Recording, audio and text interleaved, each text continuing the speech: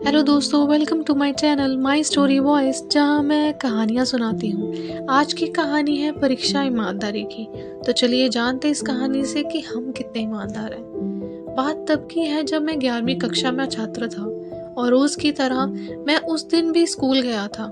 पहली 2 क्लास लगाने के बाद जब तीसरी क्लास शुरू ही होने वाली थी, अचानक मेरी नज़र एक नोट पर गई जो कि एक बेंच के नीचे पड़ा था। मैं किसी से पूछ पाता कि ये नोट किसका है। इतने में अध्यापक ने क्लास में प्रवेश ले लिया था और मैं बिना कुछ कहे अपनी जगह पर बैठ गया। अध्यापक ने रोजाना की तरह पढ़ाना शुरू कर दिया, पर मेरे दिमाग में खिचड़ी बनना शुरू हो गया था। क्लास समाप्त होने के बाद सबसे पूछना सही रहेगा कि ये नोट किसका है, या बिना किसी को बताए अपने पास रख लूं। यह सब चल ही रहा था कि दिमाग में एक और बात शुरू हो गई कि क्या यह 100 रुपये से मैं क्या कर सकता हूँ। जैसे मैं अपने मोबाइल का रिचार्ज करवा सकता हूँ, मेरा पसंदीदा बर्गर खा सकता हूँ, वो भी 3। ऐसे ही बहुत से विचार आए, जैसे आमतौर पर आते ही हैं सबको। पर इन सब से परे एक दिल की आवाज़ की थी कि नहीं रजत, तू पैसे नहीं रख सकता, ये तेरे नहीं है। यह सब चल ही रहा था और समय कब निकल गया पता ही ना चला। क्लास खत्म होने के बाद अध्यापक क्लास से बाहर गई। मैंने भी किताब अपनी किट में डाली और सबके सामने आया। मैं पूछने ही वाला था कि यह 100 का नोट किसका है। इतने में एक लड़की की आवाज आई, रजत मेरी बात सुनना। मैं चला गया उस लड़की के पास। उसने सीधा मुझसे पूछा कि रजत, मेरा 100 का नोट कहीं गिर गया है, क्या तुम्हें मिला है क्या? मेरा जवाब हाँ में निकला और मैंने मेरी जेब से 100 का नोट निकाल कर उस लड़की को दे दिया।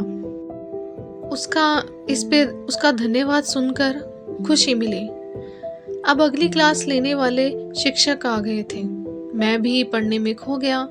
छुट्टी होने पर घर आ गया और रात को नींद भी अच्छी आई और वो दिन खत्म हो गया। 4 दिन बाद जब मैं स्कूल से घर आकर खाना खाकर काम के लिए निकला, जी मैं एक दुकान पर काम करता था। वहां पर किसी के घर सामान देने जाता था। मैं अपनी साइकिल से उनके घर पर जाकर दरवाजा खटखटाया और आवाज लगाई। उन्होंने आकर सामान लिया और मुझे सामान के पैसे देने लगे। उनके पास खुले पैसे ना थे, तब मैंने अपना बटुआ निकाला और पैसे देने घर के अंदर गया। जल्दबाजी में मेरा बटुआ साइकिल पर ही रह गया और अंदर से बाहर आने तक कम से कम मुझे 2 मिनट का समय लगा। और बाहर आते ही मैंने अपना बटुआ एक भिखारी के पास देखा, जो उसको लेकर मेरा इंतजार कर रहा था कि कोई बाहर आए तो मैं उसको वो बटुआ दे दूं। उसने मुझे वो बटुआ दिया और चला गया। मैंने पैसे भी नहीं गिने थे, क्योंकि अगर उसकी नीयत में खोट होता तो वो मुझको बटुआ ही क्यों देता। मैंने बटुआ जेब में रखा और चल दिया।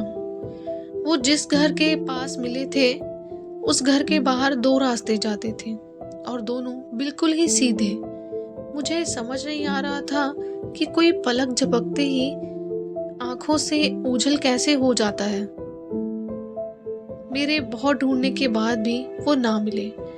अंत में मैं निराश होकर दुकान पर वापस आ गया।